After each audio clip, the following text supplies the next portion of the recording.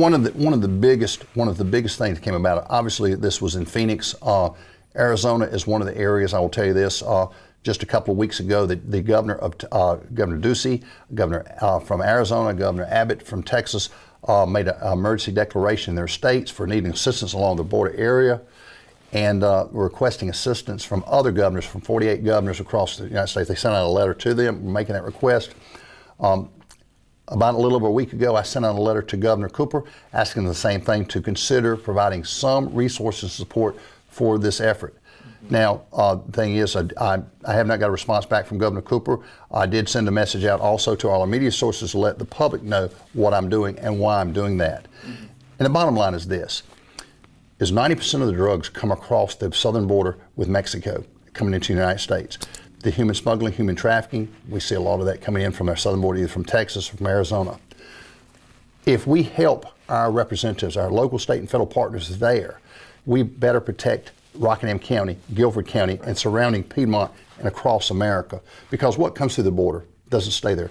We had a panel of 3 supervisors, or I'll just say chiefs, from the Border Patrol, from Texas, going up toward the Texas-New Mexico border, and then also the Arizona area, those chief persons that work with Border Patrol there. And they did a panel discussion with a couple of sheriffs from Yuma and Cochise County. They were all on a panel.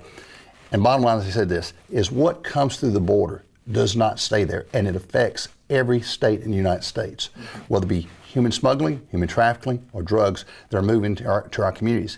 And as you know, we've had such an uptick in methamphetamine. The seizures on fentanyl along the border are increasing, something like that. So we have fentanyl, heroin, methamphetamines coming up, and even cocaine's on the increase.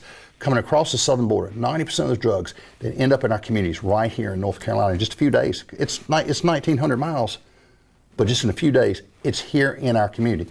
You know what it does in our community? It takes lives. The Mexican drug cartel, when they're in Mexico, they take lives by bullets in Mexico. In the United States, they kill our people by drugs, those illegal drugs. We've seen an increase in all across North Carolina in our overdoses, our opioid issues, and our illegal drug issues, but we know where it's coming from. Right. So what we're doing is I'm encouraging sheriffs, and I talked to several sheriffs, I encourage them, write your governor and ask them to support the governors of Arizona and Texas to better protect our borders, to help us protect our borders, but also to help protect our country, which in turn helps protect North Carolina and other states across the country in the interior.